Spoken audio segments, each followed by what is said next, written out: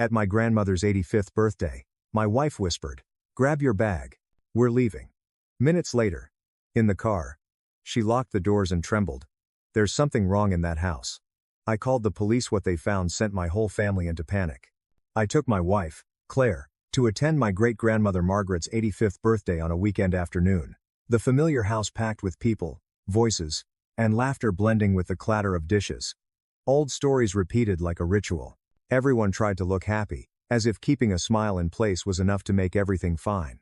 I had grown up with that atmosphere, familiar enough that I never thought to question it. Margaret sat in a chair by the window, her silver hair neatly combed, her eyes kind but tired. One by one, people came up to congratulate her, hug her, and say the usual things about health and children. I stood beside Claire, my hand resting on her back, waiting for our turn. Claire nodded politely to everyone and smiled at the right moments, but I noticed she was not joining in the conversations the way she normally would. From the moment we entered the house, Claire's eyes had barely left the area around the staircase leading down to the basement. It was a narrow passage at the end of the hall, an old wooden door that stayed shut, and was usually mentioned only when someone needed to fetch stored items. I saw her gaze linger there for too long, then quickly turn away, as if she were afraid of being noticed. I quietly asked if she was okay, and Claire shook her head and said she was just a bit tired. I tried to focus on the conversations around me, smiling and responding to the familiar small talk.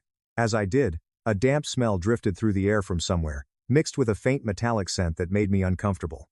I looked around and noticed an old backpack propped against the wall near the basement stairs, looking as if it had been there for quite some time. I told myself someone had probably forgotten it. Gatherings like this were often messy and chaotic. Claire remained silent, her hands clasped together, fingers tightening. She leaned closer to me and asked very softly if I had heard anything strange.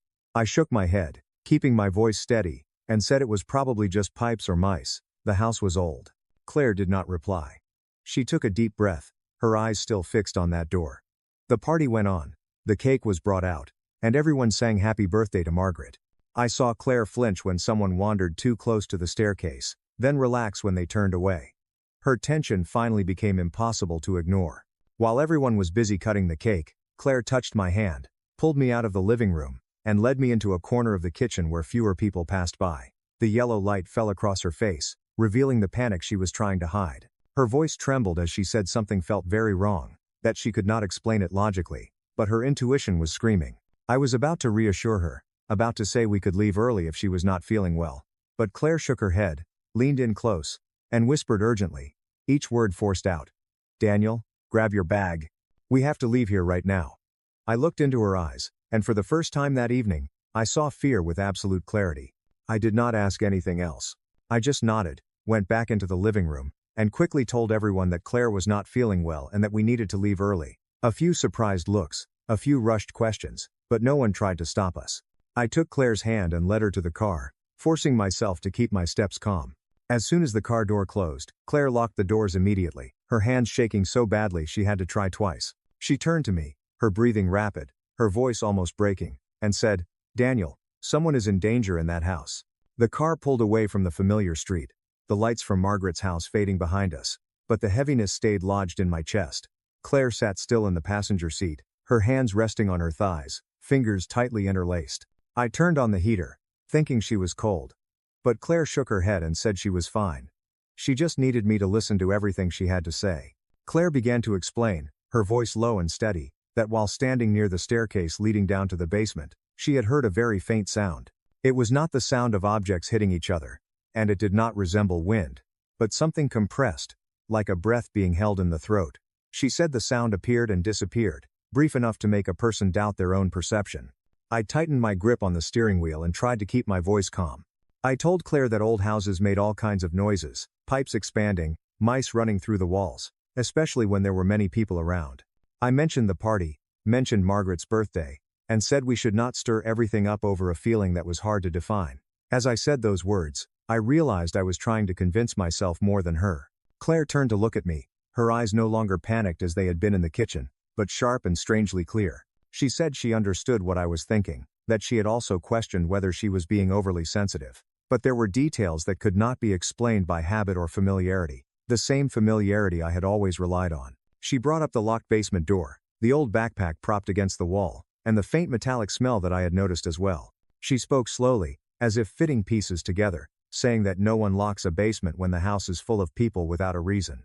The statement hung in the car, clear and firm, leaving me with no way to argue. I fell silent for a moment, watching the sparse traffic ahead.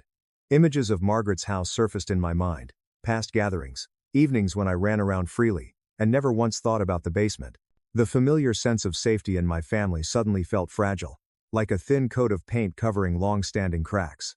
I told Claire that I was afraid of making everyone panic, afraid of being seen as the one who ruined a happy occasion, and afraid of facing my mother's disappointed look. I admitted that I had grown used to ignoring things that made me uncomfortable, because that was how I survived in this family, and saying it out loud felt like something inside me was pushing back. Claire listened without interrupting, then placed her hand on my arm, the touch light but firm. She said she did not need me to be a hero, and she did not want me to confront the entire family. She only needed me to believe that her intuition had a basis, that if someone truly was in danger, turning away would leave consequences that could not be undone. I looked at her and saw the tension still there, but beneath it a cold determination. Claire said she had tried to ignore the feeling the moment she stepped into the house, reminding herself it was just a family party, but the longer she stayed, the stronger it became, like a warning repeated again and again that she could not dismiss. The car came to a stop at an intersection, the red light lasting a few seconds, long enough for me to feel the struggle inside myself. I thought about Margaret, thought about the relatives laughing and talking behind us, thought about how everything could turn ugly if I made the wrong move. Then I thought about the opposite possibility, that my silence might mean things would never be set right. Claire took a deep breath, then said the words that sent a chill through me. If we do nothing, I will never forgive myself.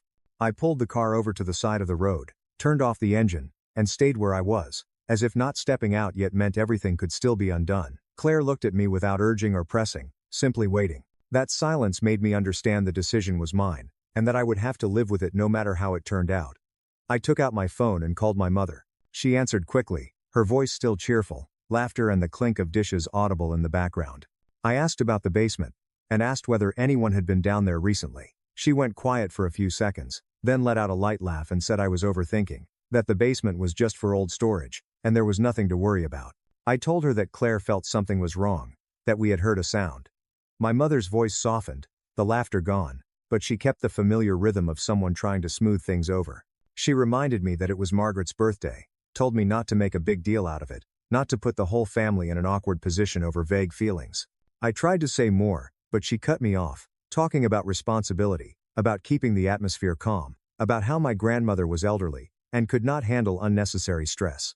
I heard concern in her voice, but also an invisible line she did not want me to cross. The call ended sooner than I expected. I lowered the phone and stared at the steering wheel. Claire was still there, her eyes fixed on me. She asked what my mother had said. I answered briefly that my mother told me not to think too much. Claire nodded, as if she had already known. Then she said, her voice steady and unwavering, I don't need to know whether this is right or wrong. I just need to be sure I'm not abandoning someone. The words were not loud, but they struck directly at what I had always avoided. I realized how used I was to delaying, to letting others decide for me, as long as the surface stayed peaceful. Claire did not ask what I was going to do. She simply stated her boundary and left the rest to me. I looked toward Margaret's house at the end of the street, the lights still on, the party surely still going. I thought about how calling the police would change everything immediately. I also thought about how, if I did not call, maybe nothing would happen, and I could return to my familiar life. The weight of that choice was heavier than I had expected. I picked up my phone again, this time not calling anyone in the family. I dialed the emergency number, my hand shaking slightly while I forced my voice to stay calm. I said I suspected someone might be in danger in a house hosting a family gathering, that there were unusual sounds coming from a locked basement. I avoided mentioning any names and gave only the address and the general situation. The person on the other end asked a few confirming questions, their voice professional and even. When the call ended, it felt as though I had set the first stone in motion, without knowing what it would lead to. Claire let out a long breath and placed her hand on my shoulder. She did not thank me, and she did not say I had done the right thing. She was simply there, close enough that I did not have to face what came next alone. We turned the car around and drove back toward the house. As we got closer, I saw a few relatives standing out on the porch, talking, completely unaware of what was about to happen.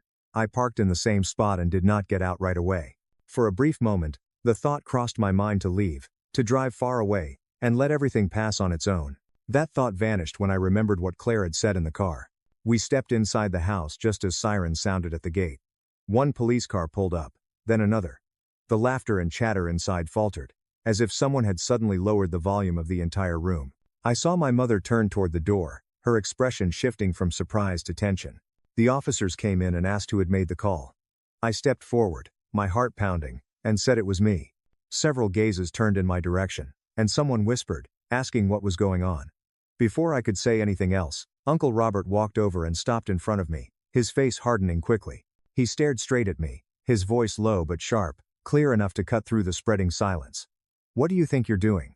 The officers stood in the middle of the living room, their eyes slowly sweeping the space as if taking the house's temperature. I stepped forward and spoke about what Claire had heard, about the basement door being locked while the house was full of people. I chose my words carefully, avoiding judgment and speculation, simply laying out the signs that had worried me. The room fell silent almost at once, unfinished conversations hanging in the air. Robert reacted almost immediately. He stepped forward, his voice rising and sharp, saying I was reading too much into things, saying the house had always been this way. He stressed that it was Margaret's birthday, and that calling the police was excessive. I saw a muscle in his neck twitch, his hand clench and then release, as if he were trying to control something more than irritation. Linda cut in, her tone gentle but firm.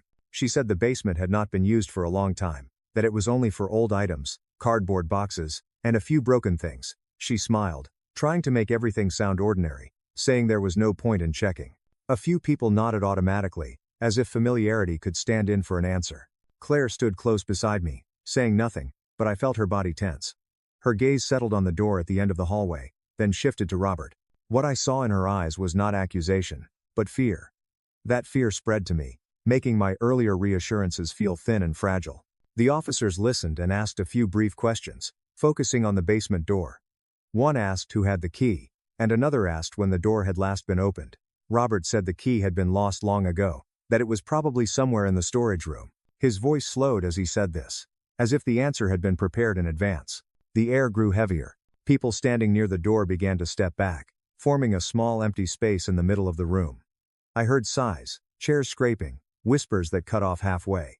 Margaret sat in her chair by the window, looking from one person to another, her expression shifting from confusion to worry. She asked what was going on, her voice weak but clear. No one answered right away. Linda turned to her and said it was just a misunderstanding, that the police were there to check for peace of mind. Robert nodded along and told her not to worry. But the way he spoke made it clear he was trying to reassure himself more than he was reassuring her. The officers said they needed to see the basement door. Robert shook his head, said the key had not been found, and suggested doing it another time. I felt Claire give a slight shake of her head, her hand tightening around mine.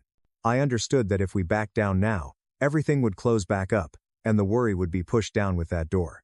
One officer said that in cases where there were safety concerns, they needed to check immediately. His tone stayed neutral, but his eyes had hardened. Robert objected, saying this was a private home and that there was no basis. Linda added that the family was willing to check on their own after the party ended. I felt everyone's eyes turn toward me. Some were accusing, some were confused, and some were waiting for me to take back what I had said. I did not add anything. I just stood there, feeling my heart pound. Claire turned to look at me and gave a very slight nod, like a confirmation that once we had come this far, there was no going back. The officers exchanged a few quick words, then turned back to us. One of them said they would proceed according to protocol. Robert opened his mouth as if to say something, then stopped. I saw him glance toward the end of the hallway, where the basement door stood quietly, as if it had become part of the confrontation itself. Margaret coughed softly and raised a hand to her chest. Linda hurried over, asking if she was all right. The worry spread, slow but certain, like an oil stain. I realized that from this moment on, no matter the outcome, this family had entered a different state. The police asked everyone to step back. They moved toward the basement door. Robert remained where he was, his shoulders stiff. I heard keys being rummaged through in someone's pocket, then stopping altogether. One officer said briefly that they would break the lock to check. Those words dropped into the room like a heavy object. Everyone held their breath. I looked at the old wooden door at the end of the hallway and understood that in just moments, whatever lay behind it would no longer be something we could avoid. The sound of metal striking wood rang out sharply. Then the basement door burst open with enough force to make several people flinch. A rush of cold, damp air spilled into the hallway, carrying a heavy smell that was hard to name. Not the familiar scent of stored old things, but something that had been sealed away for far too long. No one spoke. The questions and objections from moments earlier vanished. replaced by a tight, suffocating silence. The police went down first, each step creaking beneath their feet. The sound echoed through the narrow space, so clear that I could hear my own heartbeat mixing with it. I stood at the top of the stairs, Claire's hand still gripping mine, colder than usual. Behind me, a few relatives tried to look down, then turned away, as if unsure they truly wanted to see what was below. Flashlight beams swept across the old concrete walls, revealing dark patches of dampness and thick webs clinging to the corners. The basement was not large, but it felt deeper than I remembered, as if I had never really looked at this place before. At the bottom of the stairs, a section was roughly partitioned off with thin wooden panels, nothing like an ordinary storage area. The officers stopped in front of that partition. The light shone inside and revealed objects that made me freeze. A thin mattress pushed against the wall, several boxes of instant noodles neatly stacked, empty water bottles, and a small desk lamp plugged into an extension cord. They were unmistakable signs that someone had been living here, not just passing through for a short time. I heard whispers behind me, questions that grew softer, and then stopped completely. Linda stood beside Margaret, one hand covering her mouth, her eyes wide. Robert said nothing, his face rigid, his gaze fixed on the stairs. I could not read what was on his face, only a tension he could no longer hide. The police continued their inspection, opening cardboard boxes, checking every corner. They spoke to each other in short phrases, enough for those nearby to catch a few scattered words. I tried to listen, but everything felt muffled by the sound of blood rushing in my ears. Claire leaned close and whispered that this did not look like an abandoned basement, but like a room built to stay out of sight. One officer crouched down, touched the mattress, then stood up, his expression changing in an instant. He signaled for his partner to stop. The space seemed to compress even further. I saw Margaret begin to tremble, and Linda hurried to help her sit down on a nearby chair, repeating that everything would be fine, even though she did not believe it herself. Everyone crowded at the top of the stairs, yet no one dared step down any farther. The few meters between us and the basement suddenly felt like a clear boundary. I realized I was holding my breath, waiting for something to be named, even though I did not yet know what it was. One of the officers took out his radio and turned his back to us. His voice was low and quick, enough for me to understand that this was no longer a routine check. He gave a brief report, using technical terms I did not fully grasp, but clear enough to convey the seriousness. The colleague beside him nodded, his expression grave. A few relatives began asking one another what was going on, but the only responses were shaken heads and avoided looks. Robert took a step forward, then stopped, as if held back by his own fear. I felt Claire squeeze my hand harder, her nails almost pressing into my skin, yet she remained silent. The police turned back and looked up at us. The flashlight lowered, revealing his face, far more serious than it had been at first. The whole house seemed to lean toward the words about to be spoken. I could feel panic starting to spread, even though no one yet dared to name it. He looked at each person in turn, paused on Robert for a fraction longer, then asked in a clear voice, "Is there anyone in the family named Evan?" The question echoed through the crowded house, but felt as heavy as if it had dropped to the bottom of a well. "Is there anyone in the family named Evan?" I saw Robert freeze, as if something had been pulled out from under him. His face drained of color almost instantly, his eyes blinking rapidly, and he shook his head on instinct before speaking. Robert said Evan was studying far away, said the boy had been quiet since childhood, did not like staying in touch, and only sent short messages once in a while. His voice tried to stay even at first, but the rhythm broke the longer he talked, as if he were hastily fitting together explanations that no longer lined up. He stressed that Evan stayed away because he wanted independence, because he did not fit in with the family atmosphere. No one argued right away. I heard whispers behind me, small questions slipping out and then dying off. Claire turned to look at me, her eyes no longer panicked like before, but heavy, as if she had already braced herself for the worst.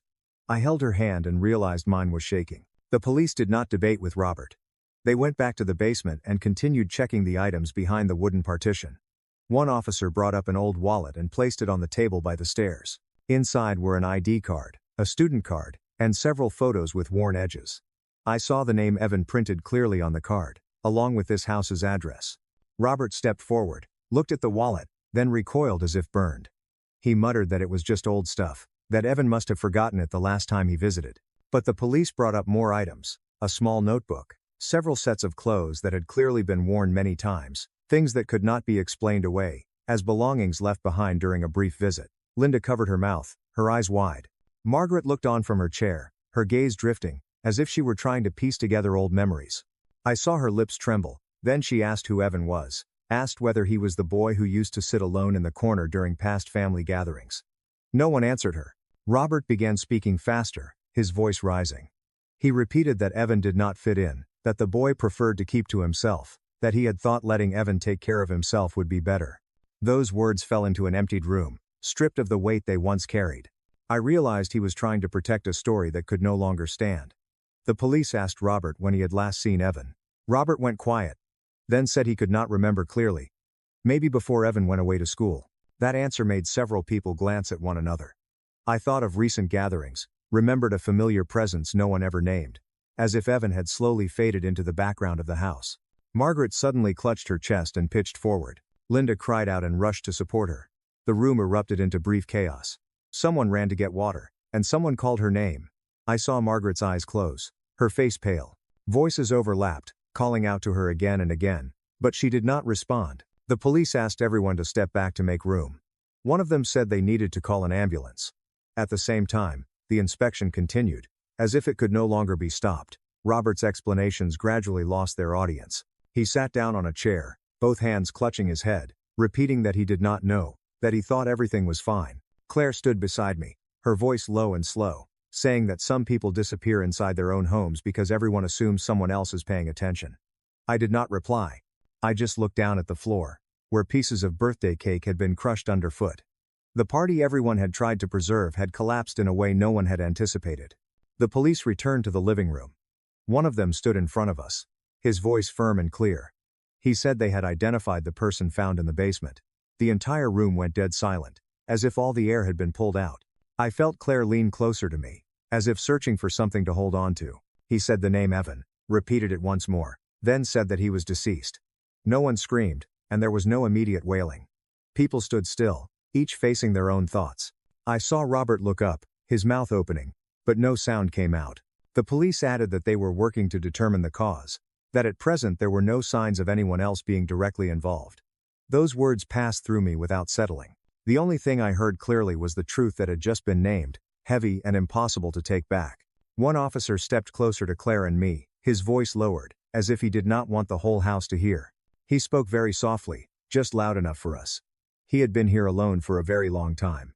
The police stated clearly that there were no signs of violence. They used neutral, careful language, as if afraid that each syllable might break someone all over again.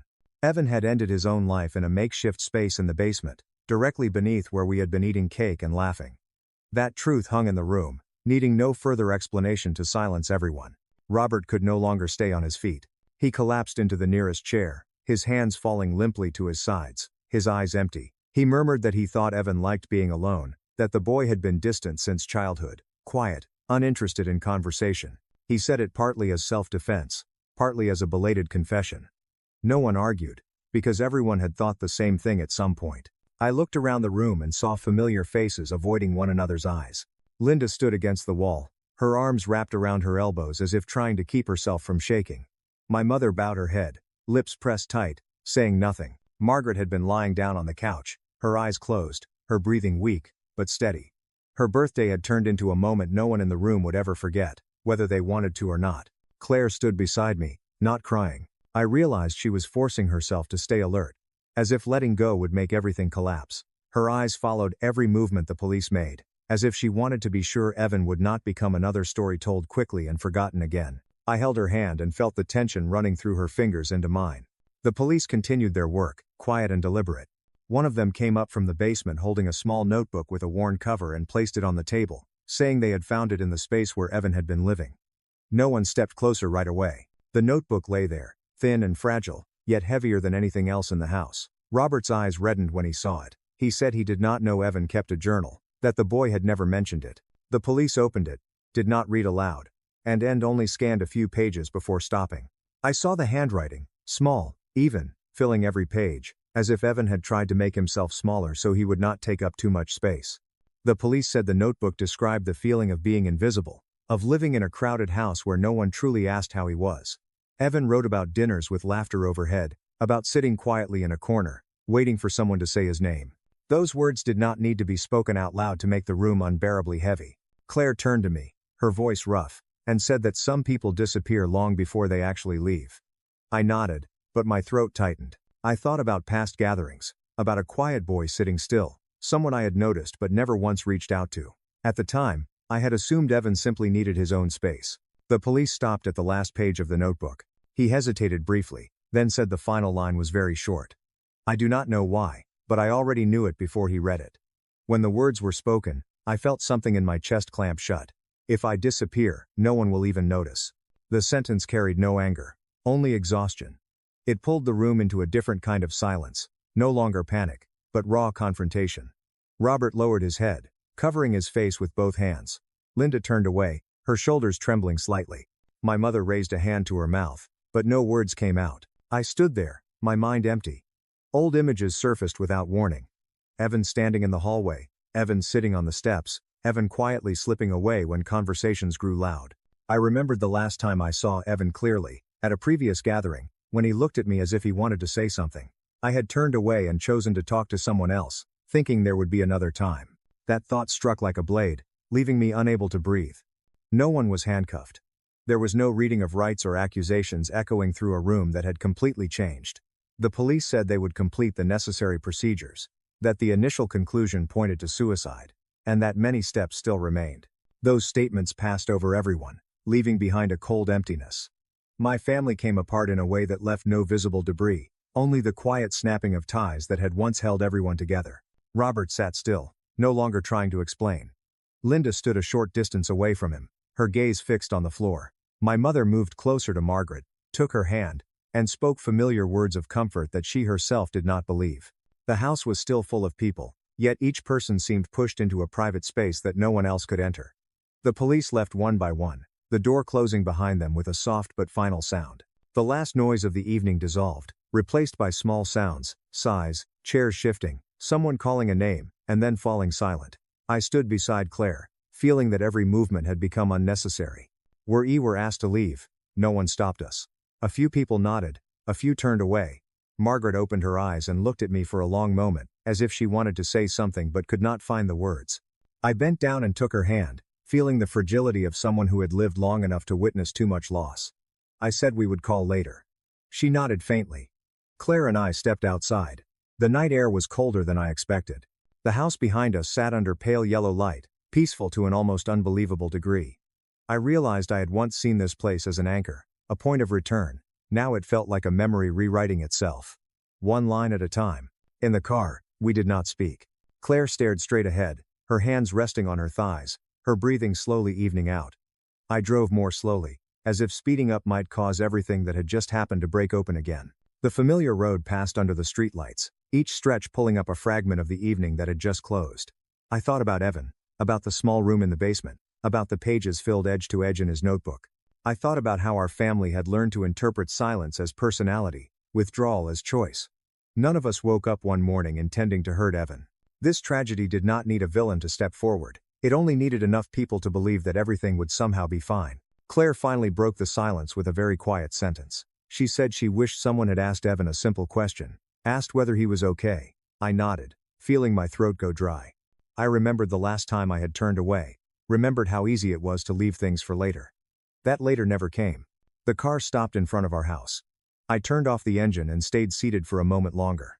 Claire turned to look at me, her eyes tired but steady. She said that we had done the only thing we could do, even if it could not change the outcome. I did not answer right away. I thought about the phone calls that would have to be made, the distances that would form, the relationships that would never return to what they were.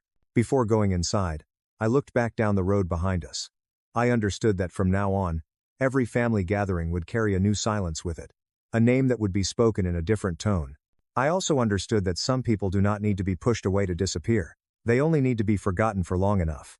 I made a promise to myself, not to make up for anything, but to avoid repeating it. If someone is standing still in a crowded room, and if someone stays silent for too long, I will stop and ask. That question could not save Evan, but it might save someone else, somewhere else, on another day. I am telling this story not to accuse anyone, but to remind us to slow down a little, to look more closely at the quiet people around us. Sometimes, a brief conversation can change an entire ending. If the story of Daniel, Claire, and Evan made you think, share it with the people you care about. And if you want to hear more every day, honest stories like this, follow the channel and stay with us for the ones that come next.